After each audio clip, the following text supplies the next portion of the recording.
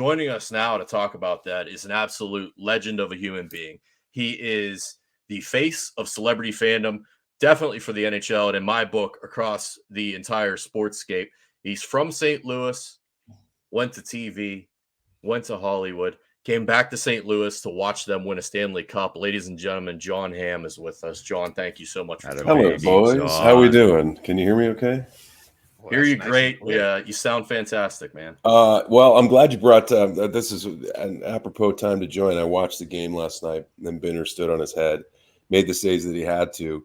And it's been a weird year. It's coming off of a couple weird years. So you I would have liked nothing more than coming off of a cup win with most of that team intact to have another run at it. And here we are. COVID happened. And so that messes with everybody. I think these guys are in such a place, and those of you that played in the league know you're used to your routine. And when that gets upset, it takes a minute to kind of reboot the system. And I think Binner's no different. Like he is, as you said, he's fiery. He loves winning. He loves mixing it up. And I think he's going to benefit from having Husso push him. I think there's nothing but good with that. I think that, that's going to be great down the line. And I think that both of those guys are tremendously capable. I watched the game before where Husso beat Toronto, and the saves he made, they don't all have to be world beating saves. It's just the ones that the 2-3 a game that prevent it from getting out of hand or keep you guys close and give them a chance to win. And that's it. And the rest of that team is dangerous. And if they play the way that they can play, and if they get healthy, nobody wants to play the Blues in the playoffs. We're a heavy team. We're mean and we're relentless. And that they don't play hockey like that anymore.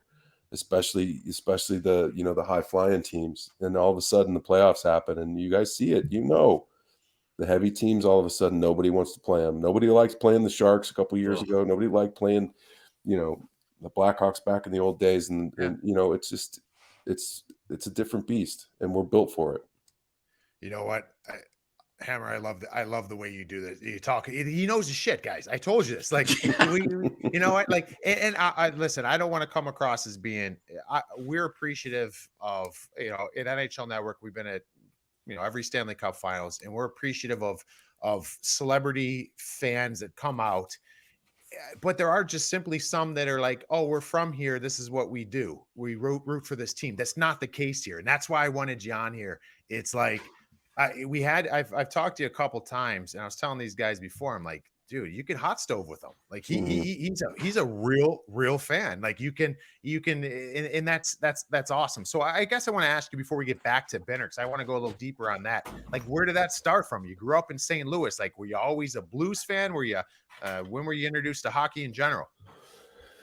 Yeah, I was always a Blues fan. The team came into existence about 3 years before I was born, 67. 4 years, 71 for me. I was born, and so it was the Cardinals are a big part of St. Louis sports landscape. They always will be. They're the main chunk for sure. But in the 70s, there was St. Louis was a 4 sports town. In the 70s, they had the Blues, they had the Spirits that became the St. Louis Hawks, that became the Atlanta Hawks, and they had the football and the baseball Cardinals. So we had all four major leagues represented. But hey, you guys had the Battlehawks in the XFL there. Well, yes, they came around a little later. But I will say, like, the Blues they played in this shitball arena that was a former like livestock pen. Yeah, it was loud. You could smoke indoors. It was the weirdest. Like, my dad would take me to these games, and it was just like mayhem. And for a little kid, it was just you're about butt level with everybody. Mm-hmm. And I couldn't see anything. But it was so loud and it was so fun. And we were terrible because we were an expansion team. We went to the Cup final the first 3 years of our existence, but it was sort of a joke because there was no way we were beating anybody from the established teams that had, years and years of practice. Although we did have Scotty Bowman, who was our coach for a long time. I think there you go. I think Chief just surpassed him in wins actually for the franchise. But and then like the 80s happened and Hully happened and Shanahan happened and Scott. We had so many great players come through our organization that and lost them in the weirdest, most Byzantine, awful ways of stupid trades and bad arbitration. And, and then we lose Shanahan, we get Pronger, and everybody hates Pronger, and then Pronger becomes an all-star, and then we of course we don't win with him, but he wins with it, Anaheim or wherever he won. And you're just like, we can't, we're snake bit. And then something like 2019 happens and it's all worth it. So I just been around long enough. Like that's really it. St. Louis is a big town, but it's a small town as well. And I used to work in a restaurant in a part of town called Clayton, and the guys would come in after games a lot and eat and drink and party, and we'd kind of close them in and we'd take care of them. And so that's how I met Hully. That's how I know Chaser. That's how I know Shanny. That's how I know a lot of those guys from back then when I was a waiter and a bartender. And it's a kind of town where that kind of stuff goes a long way too. Did Chaser, you've heard of the Race to Chase then, obviously. The Race to Chase was nobody wanted to fucking tangle with Tony Twist, so it was the Race to Kelly Chase. So it was like, and Chaser, I got to meet him. I fortunately didn't have to play against him, but I got to meet him over the years. He's an absolute beauty, Yeah, he's a beauty for sure. Stories coming out of it, and everybody I talk to, they always say the Race to Chase. I'm like, what's the Race to Chase? They're like, we're going in town and we got to fight. That's our job. Stu Grimson tells stories about it all the time, and he's like, I'd rather fight Kelly Chase than go and fight. Yeah, Twister was mean, boy, and he was a load. He was a load. You look at some of those old fights, he was a load. I did a podcast with Kelly and Stu. I forget who the third guy was, but this is early in the pandemic, and they were based out of Nashville. And was Jimmy McKenzie on that too? Yes, exactly. Yeah. That was it. Yeah, and that's a tough podcast. It was fun. It was a fun hour. Hey, we were locked down. There wasn't a whole hell of a lot to do, so it was pretty fun. Hey, John, I got to ask. We were kind of mentioned earlier about your fandom and you being who you are. Obviously, attracts a lot of attention. But you've kind of embraced that, and you've worked with the NHL and a lot of things, and you've been in a lot of the Blues games, and you're not really ashamed of being a fan in any capacity. You're out there in the forefront. I feel like a lot of other celebrities, they sit up in the box. They don't want to talk to anybody. You're very seems like welcoming and forthcoming with that. Was that like a conscious thing you wanted to do, or is that just kind of like, hey, I love this team, I'm going to show it? Part of it is knowing a lot of the guys for a long time. Part of it is knowing the ownership and knowing those guys. Part of it is being 50 years old. I'm like, okay, I've done all the whatever I need to do. Like, and part of it is like, I really enjoy it. I genuinely enjoy going to hockey games. I never played. I mean, I played pickup hockey. I can skate. I can go forwards and backwards. But I never really played. I wasn't raised with a lot of money. Hockey equipment's expensive. We're not in Canada where it's like, everybody's got 10 brothers and hand-me-downs and whatnot. I was an only child. So it's like, that it wasn't in the cards for me to play, although I would have loved to have played, and I think I probably would have been pretty good at it. But I just love the game, and I love talking about it. I love watching it. I've turned my girlfriend on it, and her sister and their friends. They love it. They've become Blues fans. It's like, of course, the first year that they're Blues fans, they win the fucking Stanley Cup. And you're like, okay, listen, this is not how it goes. You don't know the pain. You don't know the pain. You don't please let me disabuse you of that notion. Too sweet, because but anyways, it's and it's there's nothing like it. It's really fun. And so being able to like engender that relationship with the NHL too has been fun. And I think that they've done a great job with growing the game with the things like the Winter Classic. Like I was able to get a huge, like I think 8 of us went to the Winter Classic, like all my buddies from high school when it was in St. Louis in 2017. Yeah. And we played the Blackhawks and we beat them and it was great. And, hell yeah. And then we just went to this last one in Mini when it was 10 below. And, you just don't get an opportunity to do something like that. And so when you do have it, jump at it. And that's kind of been my thing. You know what? You've played a ton of roles in your life and what you do in your profession. you kind of played the heel at the All-Star game, and I loved it. I loved it. Best. The absolute best. There's quite a bit of backlash from that, but I you know what, I was sitting there talking, and we were talking about, they're like, what about that? Jon Hamm gave 19 to Alex Petrino. I'm like, hey, you win. If someone wins you the Stanley Cup, you can write your own script the rest of the time. So talk to us about that. How cool of an experience was it? And did you take some heat from it? I took a little heat, but I think first of all that it's a ridiculous thing, whatever that thing is. It's like it's a Carrot Top's involved. There you go, done. Oh no! I mean, come on. Yeah. There's literally a ventriloquist dummy next to me. I'm sorry, the credibility is completely shot. Yeah, but no, it was a blast. Are you kidding me? It was a blast. And Petro, God, we hated to see him go, and we really miss him now. But boy, I'm so happy for him. I got to talk to him back in the tunnel before they went on, and he said, "Good to see you, man. It's been a long time." I said, "How are your kids? What's going on?" And they have a good quality of life in Vegas, and I wish him nothing but the best. Absolutely nothing but the best. I hope, all you can say is hope we meet you in the playoffs, and I hope we beat you, and the rest of it is, thanks for your service. But yeah, I had to do something fun. I mean, come on. It was good, man. I loved it. The one thing, to get back to Benner too, and I don't know if you're one of those guys that some people might think this is stupid. And I was talking about it on the network today, and we're talking about Jordan Binnington. He needed a game. And at the end of it, when we're talking about this team, just to call a spade, right now it's Ville Husso's net. Yep. He's been great. And does that mean you're never going to go back to Jordan Binnington? No, man, it's a long season. There's a lot of games to be had still. So we had John Gillies in net for a game. I mean, we've had we've had 5 goalies this year. We had Joel Hofer. Didn't you have Charlie Lindgren?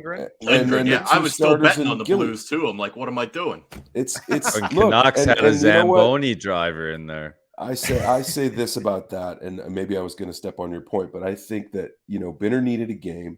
You could tell he was dialed in. You could tell he knew, and that's what the greats do when they need that extra 10%. They turn the dial to 11, and they go, okay, let's do this. Let's win this game. He knew it was important, and he did it. And the guys played in front of him. I mean, that's the other thing. Sometimes correct me if I'm wrong, I'm kind of talking just from what I see with my eyes, but I think sometimes the teams, if you got the backup in, then you play a little heavier up front because he's not going to bail you out back there. And Binner was so locked in for so long that maybe the guys were on their toes facing forward a little more than paying attention to D, and he got hung out to dry. I think the last couple of his losses were not on him. I mean, he gave up some softies in a few of the losses, but boy, it's a team game. It doesn't rest on one guy. And I texted him after this last win. I was like, that was some good goddamn goaltending, and it was. I love that. And see, here's the thing: we had Nick Kyprios on our last episode, and Kipper was on, and he brought up a great point. We were talking about Sidney Crosby actually, and we were talking about kind of the X factors that superstars some have, some are still learning, right? Like Austin Matthews, he's still learning. Some of these young guys, Connor McDavid, they're still in that process of learning. They're not quite Sid. And he brought up a point. He goes, Sid's got fuck you in his game. And I love that. And it's so true. And I played with Sid in Pittsburgh. He will rip your face off in practice to win a puck battle. Yeah. And you need your superstars to be like that. Jordan Binnington has fuck you in his blood. For sure. And sometimes it gets the better of him. I mean, we've all seen it. And I love it. And I was a fan from that's what's ironic with him winning last night in Chiefs of Genius. Play him in Philly. It's almost 3 calendar years to remember. Jordan Binnington's first start was a shutout in Philly. That's where the Gloria was. We went on in like a 11-game run or something ridiculous, and then won 19 out of 20 or something ridiculous, and then went on this the rest is history. Run, win the cup. So I'm thinking to myself, there's a lot of feel goods in there. They don't always translate, but I know as a player, when I'd be on a 10-game goalless streak or a 12-game goalless streak, and we go into Anaheim, and that's the building that we won the cup against Anaheim. So I'm sitting there and I played well, or that's where I got, I had a goal. It's like you have those moments and you're like, I had success here. You Like, feel the mojo. let's not forget that. And I don't know if that served for Bennington last night, but I think if he can turn this thing around and they have Husso and Bennington going, this team's legit, man. This might be the deepest forward group in the National Hockey League. For sure. And, there's 4 scary lines on that going team at least, they can and you go on can mix and another run. match. Yeah. Yeah. Look, I think, every goalie's got a book, right? Everyone's got a book on every goalie. High glove, high stick, low, 5-hole, whatever it is. Everyone knows. It's like a pitcher and a batter in Major League Baseball. It's the same thing. The way that analytics happen now, all the information is there. So when you can run 2 guys and make the other team, especially over the course of a 7-game series, when you can run 2 guys that the team has to go like, oh, fuck, which guy, where am I shooting? What's the deal? Oh, is it high glove? I forget. Which guy are we facing? And change their game up just enough. You don't need much. And then you still have 2 very high quality goalies that can still steal you a win or 2. And that's the difference. I mean, that's the difference over a course of, 4 series. You need 16 wins. They don't give it to you after 15. And it's always, I think we're in good shape if we can stay healthy. We're in good shape if we can shore up D a little bit, which we desperately need. We're in good shape. And if we can start, losing a guy like Alexander Steen to retirement is a big blow. Just not only the time he spent on the ice, on all 3 phases on the ice, but in the locker room. The guys will tell you they miss Steener. Yeah. And he provided a tremendous amount of leadership. He had that A on his sweater for a reason. And he's a very good friend of mine. I've known him for years and years. And we still talk all the time. And they miss him. But, guys have to step up, and you're starting to see it with guys like, look at the year Barbashev's having. Look at the year Sundqvist's having. Little 25, Kyrou all of a sudden blowing up, and we're starting to see these guys starting to step up. It's game 50, it's time to get serious. And this is when the wheat gets separated from the chaff. And I think that we're going to be on the right side of that equation come playoffs. Gumpy, you got anything here, buddy? You want to jump in? John, seeing you cited at some Celtic games. Talk about a little footy. Are you a big Celtic fan, or you all the way in Glasgow Green, or what? I wasn't until I got invited. I was over in Glasgow doing a thing for Amazon, Good Omens, the second series of Good Omens. I've never been to Scotland before in my life. I'd only been to a few English Premier League games. Never been to a game in Scotland. And my driver at the time, when I deciphered what the hell he said in Scottish, because that accent is real, he had said, I got a couple tickets to the game if you want to go. I was love to go. And it happened to be the first game back that they had fans, and the place was rocking. Yes. I mean, they had missed their team for some time, and the singing and the stomping and the thing, it was incredible. So I was like, yeah, man, I bought a jersey. I bought some jerseys for my gal's nephews, little baby jerseys. Bought a road jersey for my best friend out here. And then they played. I didn't get to go to the Celtics Rangers match. That which they played the day before I left, so I couldn't go. But the Celtics beat Rangers, I think 3-0. I mean, it was a drubbing. But yeah, man, that's something to be said. That's an experience that I would highly recommend anybody, if you get the chance, go check out a Celtic game. They call the pitch that they play on, they call it Paradise. It's pretty close to it. Yeah, I'm a diehard Liverpool fan, so I'm you get it. All right, there you go. In the fields on that one for sure. For sure. Yeah, what I was kind of curious, you mentioned before when you were in, we were trying to kind of line this up, and you're in Scotland there. So we appreciate you kind of waiting and getting back to this side of the world. For sure. But when I'm kind of curious, because we see it in sports, right? Like we see these games getting delayed. It's gotten better, right? Like we're hopefully getting past this stuff and we're getting some normalcy to some degree. how was it in your realm, in your world? You know what I mean? You got this pandemic. I mean, there's still filming going on. Like if there's one positive test, you shut shit down like for 5 days. Yeah. Is that how it is? And Yeah. that's a lot of money going out the window, is it not? Sure is. It's like anything else. There's protocols. There's things they got to follow, and it's they're based on whatever the insurance tells you. Just like in the NHL, just like anywhere else, it's like whoever's going to be paying this bill is going to have to dictate what we got to do, and it's no different in the movie industry. And so you got to wear your mask and you got to get your shots and you got to do your thing, and it's if you don't, then you don't play or you don't get to shoot. And we were shooting Fletch, in fact, in Boston last summer, and we had 2 days left on the shoot in Boston, and one of the actors got COVID, and we had to shut down for 10 days. It cost us $1 million that we didn't have, and it was like, okay, stay in your apartment for 10 days, everybody. And crew had other jobs booked. It was like, it's the world doesn't care, but it's a real bummer, and it just moves everything, and it becomes a huge issue, and it becomes a huge problem. And obviously it's a bummer, but you want to keep everybody safe, and you don't want to nobody. Listen, what we do, we pretend for a living. Like nobody needs to die. Okay, we can all take a little 10-day hiatus. Hey, I got Peloton. All right, I guess I'll try this fucking thing. I don't know. I took a lot of walks around Boston, and Kruger was in town actually. And I wanted to hang out with him, but he had just had a new baby, and I was like, look, I don't want to be the guy that gives your baby COVID. But it was, it is what it is. You got to kind of roll with it. And look, that's why we've had 5 guys in net for the Blues. That's why you see O'Reilly I think still dealing with it. Everybody that's had it affects everybody differently. I got it right before Christmas.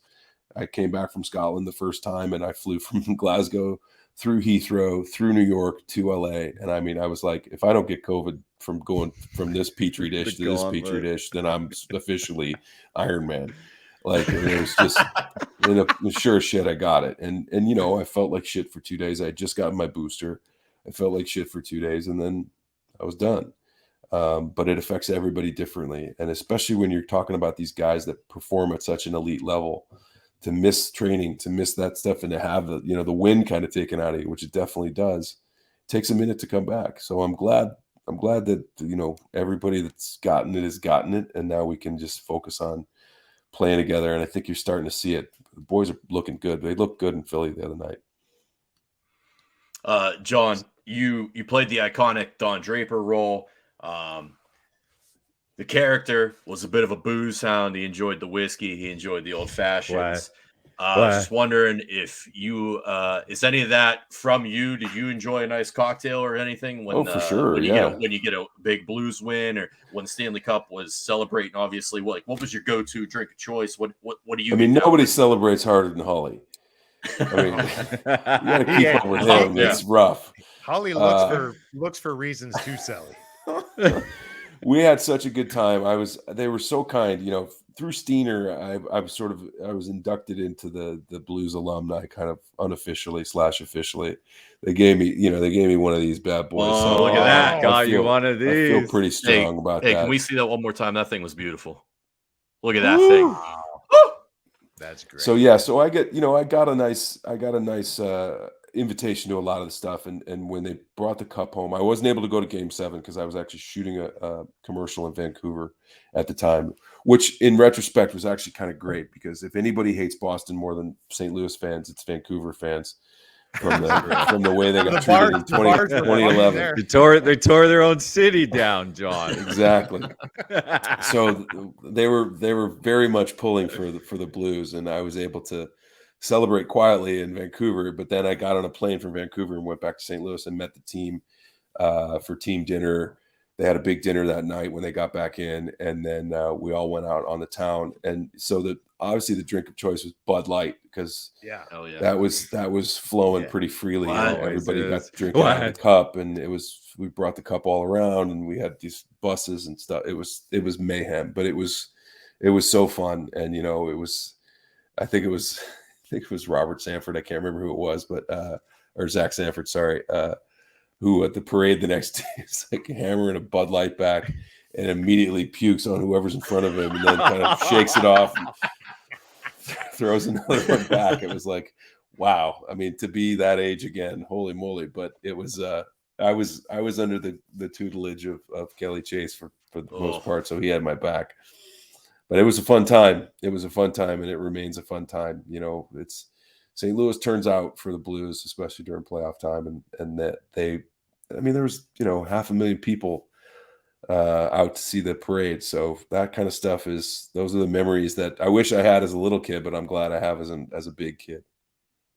I got one that might be a little touchy for you. I hope it's not. But what do you think about the Rams winning? Like, where are you at with that? Is that something you just? It's a weird thing. Like, I'll tell you. Like, I wore a 1969 vintage Jackie Smith St. Louis Football Cardinals jersey to the Super Bowl because I got to go. The Rams came to St. Louis the year after I went to LA, or the year before I went to LA. So it's like, all right, I guess they're the new St. Louis team. Cool. And then when Warner and Isaac Bruce and Marshall Faulk and The Greatest Show on Turf was happening, that was 2000 or 99, 2000, I think, 99, 2000, around there. John, have you seen the movie? I've not seen the movie. Phenomenal. But, it was like, who wasn't a fan of the Rams then? Even, because the fact that they were St. Louis was a bonus. And then the Rams came back to LA. They were always kind of the LA Rams to me anyway. So I was like, good for LA. I was either whoever won that Super Bowl, I was on board with. I was pleased for the Rams. It was a great game. I don't know. It kind of came down to the last drive, which was awesome. And I was, as much as we all love Tom Brady, I was just happy to see that he wasn't in it. Honestly, it's time.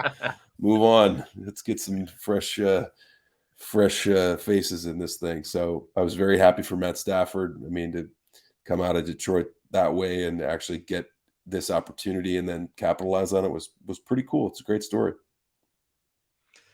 John, you mentioned earlier you kind of did a little home cooking for Petro at the All-Star game, and we love that, the former Blue.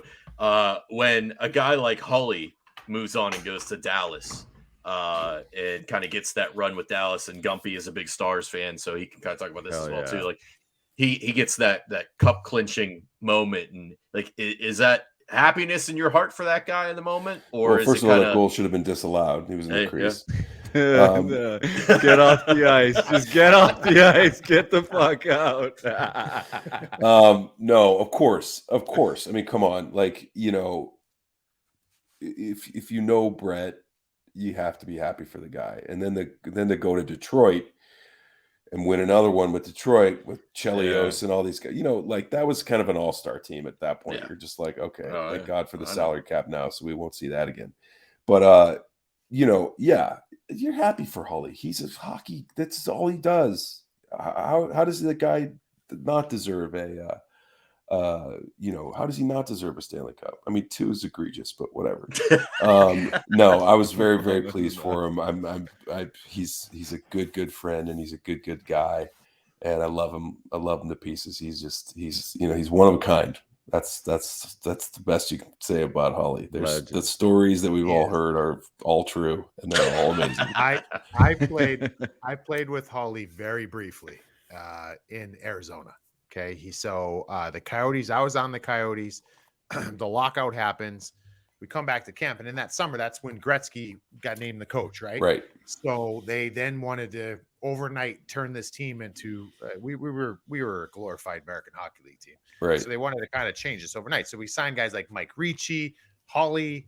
They started signing like some bigger name veteran guys. So Hully comes in, and like I grew up, like I love Brett Hull. Like, I mean, all you think about Brett Hull is his shot, man, the rocket, like one-timer, one-time rocket that he had. And so Hully comes in. First of all, he's the biggest beauty in the locker room I've ever seen. So this is like at the end of his career. He makes it, and he plays training camp. I don't know if you check the stats. I think he only played a few games, and he retired. Hully was so out of shape. We were doing bag skating at the end of practice, and we had to go like goal line, goal line to goal line and back. And then the next group, goal line to goal line back. And we're going. I felt bad because like guys would be finishing and Holly would only be at mid-ice coming back. And his face was so red. I'm like, dude, this doesn't look good. Like he might just fall over here. And so in preseason, I'm sitting there and I was on a line with him in preseason. It was me, Mike LeClaire, and Holly. Okay. And they were asking us like, what's it like to play with Holly? I'm like, hey, we got a pretty good line. If we could be our third line this year, we got like 700 plus goals between the three of us. And Holly was responsible for about 700. I had about 2. And exactly. So anyways, but I'm sitting here watching, and this gave me what I wanted. I got some closure into seeing greatness. I wanted to see that one timer, and there was times where we give it to him in practice, and he'd get it, and he'd pass it, and he'd pass it, and he'd pass it. And I'm like, the fuck is he doing? Like, Holly, shoot this thing. And in one preseason game, he let one timer go, hit the goalie right in the collarbone, dropped him like a bag of potatoes. I'm like, I've seen it now. There you go. Good. So that was the last Holly, but an absolute beauty. Yeah, no, you're right, man. He's a fun one, that's for sure. Yeah, there's a million stories, and I'll tell one that I think can be shared by the general public. But this is obviously I've heard this secondhand. But Chaser tells it. He says they're in L.A. This is whatever 89, 88, something like that. They're in L.A. and they're losing, or they're tied going in the third period, like 3 minutes left. And as you said, Hully's he's got a lot of facets to his game, and they're all of offense. But they're going. Whoever the coach was at the time, Quenville, maybe, I don't know, throws him on the ice at the end of the thing. And goes over the boards. Okay. He's on the ice for a minute and a half, 2 minutes. Hell, get off the ice, Brett. Get off the ice. Jesus, get off. Change it up. Won't come off the ice. Won't come out. Finally gets the puck. Passing the puck. Slamming the stick. Passing the puck. Scores. Snaps it. Skates back. Holly, what the fuck were you doing on the ice? Goddamn it! He puts one leg up on the boards on the thing. He's like, it's L.A. Like, we're fucking going to overtime. Wanted to hit the clubs, It's just that easy. I'll tell you one, Gump. You'll like this one because it happened in Dallas, and so this is again secondhand, but the guy I played with was on the team in Dallas. He said that. I don't know if it was Holly's 1000th game. He had some milestone that was happening, and he came to the rink, and the guys come to the rink. So on game days, when you go into pregame skate, usually the lineup's on the board for the night, and you at least know where you're playing, whatever. So Holly was playing with third, fourth line guys. I don't remember which guys in particular, but and he was. I heard that he was just like, is this for real? And he's going up to guys. Do you believe this? Do you see this? And Ken Hitchcock was the coach. Yeah. Do you believe this? Do you what's going on? Do you believe this? I don't know, Holly. I don't know. So I guess he was pissed. And then I guess in the game, he's just like, he's not happy because this is like a milestone game for him. And you probably shouldn't have done that in that game.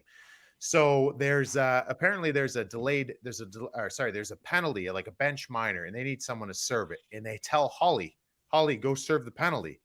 He gets over the boards, and the guy said it literally took him 2.5 minutes to skate across the ice to the penalty. He was skating sideways and went over there, and he just, his attitude the whole time was whatever. And he came to the bench, and apparently Ken Hitchcock said something to him and was like, Holly, Ken Hitchcock has that high voice, like, Holly, and the boy said that he turns around and he goes to Hitch. He goes, listen here, you fat fuck.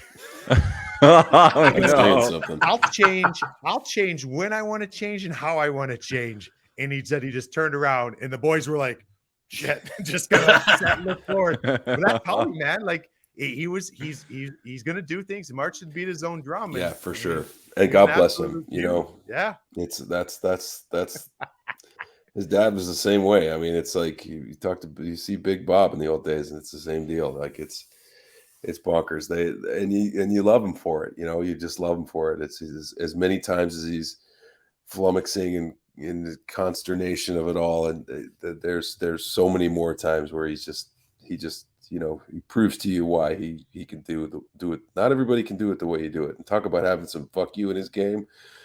Probably had plenty A of lot of fuck you. Yeah. John, one more question for you about the acting career. The Town, probably one of the most legendary movies of all time. Watch it once a week. Has there ever been any thought to do a second of that? Any chatter about it? No, not that I know of. I mean, it was based on a book written by a guy. I think it was based on a Dennis Lehane book. And, he writes a lot of stories. We got crime stories, a lot of Boston stories. And I just don't think, there's room for it. I think it would be great because obviously Ben's character gets away at the end and my character's still sort of frustrated by it. I think there could definitely be a cool second part to that story, but I mean that's up to Mr. Affleck. He did such a great job adapting that script and directing the movie, obviously, as well as starring in it. I think it would have to be something of interest to him before it got anywhere else. But yeah, I mean, count me in if they do it. I'd love to do it. I loved making that movie. Loved working in Boston. Loved shooting in Fenway Park. It was a pretty magical time to be there. It was exciting. And it would be great to do it again. John, Gumpy's got his request with a sequel to The Town. I have a rather simple, adequate request, I hope, and I'm begging you, I'm asking you, man, please start rocking some underwear more because you're putting the rest of us out here to shame. These paparazzi pics and everything, and the chatter online, it's a lot, and I'm happy for you and I'm proud for you. Hey, look, you're killing. We all have our cross to bear, man. Well said, man. Well said. Hey, dude, I appreciate you coming on here. I don't know, you guys got any more that you want to throw out No, that there? was awesome, John. Thanks, so fellas. much for your I time. love doing it anytime. I hope to see you out at one arena or the other, and I hope this season finishes strong. I can't wait. I can't wait to watch how it shakes down, and I can't wait for the playoffs. So I'll see you around. If you see me, give me the high sign and say hey, and I'll talk hockey any day. You got a cup final prediction for us? I mean, I think it's too soon to tell. I think you look at what Colorado's doing. They're the scariest team in the league right now. Florida, Colorado, my God, I don't know. That's the obvious choice, but who knows? Anything can happen between here and there. But those teams are pretty good, pretty damn good. I apologize. One more before we send you off. Appreciate your time greatly. It's a question I like to ask a lot of our guests. If you were in charge of the National Hockey League for a day, if you were commissioner, what's one thing you'd like to change or add or get rid of? I mean, consistency in refereeing. Oh, yeah. There we go. There we go. I mean, That's the one. That's the one. That's something I'd love to see. I don't know. Like you see stuff and what gets penalized and who gets penalized and how they get penalized and how they get suspended and whatnot. And, I love him now because he's on our team, but you see Torrey Krug go 200 feet and take Thomas's head off in the playoffs, and it's not even called, much less fined. And then 2 games later, Sundqvist gets bounced for somebody falling into the boards, and he goes in hard after him. I don't know. Like, obviously, when you slow-mo everything down to 10,000 frames a second, you can see, he targeted his head. The game moves at Mach 10. These guys aren't doing that. No one's trying to put anybody in the hospital. I don't think anymore. I mean, in the old days, maybe. But, this isn't slap shot. Guys aren't going after each other. Putting on the foil. But, I who knows? I just wish it was consistent, and it's the most impossible. Shanny had that job for a while. It's impossible. I don't know how you do it, but I wish there was a way to do it to where it was fair on all sides. I don't know. All right. No, I'm sorry. I thought you were gonna take it there, Nick. No, you're good. Ibs. Yeah, just hey, appreciate it again. Cup finals, maybe we'll run into you there, man. So God bless. We'll all right. Give my best to everybody. Have a good one. Thanks for having me. Thank you, John. We appreciate it. Thank you, John. You got it. We'll see you. Incredible guy. Incredible guest. Sorry about the mix up there at the end, Repro. I wanted to let you get one more question in if you had it. Yeah, no, it's all good. Hey, that was awesome. He's so incredibly gracious with his time, and he loves He loves the game and he loves the Blues. Like, that's genuine. You can tell it when he speaks about the team and the passion he feels and talking about growing up and going to games as a child. Yeah, man. It's and it's funny listening to he grew up going to it back in the day, right? And that team, when they came in, like that was that expansion era, right? So it was something new, and he sounds like he fell in love with it right away. And that's the thing with him too. It's like this guy's dialed in. Like the fact that he watched that game last night, he watched the prior game with Ville Husso. He's texting Benner congratulations after the game. Like, I mean, this guy is absolutely dialed He's in on with the it all. fucking team, dude. He's got a Stanley Cup ring. Got the for ring. Christ's He's sake. got the ring, man. I've played with guys that played in the NHL with the team in New Jersey that didn't get Stanley Cup rings. Jon Hamm's got one, so good for him, man. That's what the Hammer does, dude.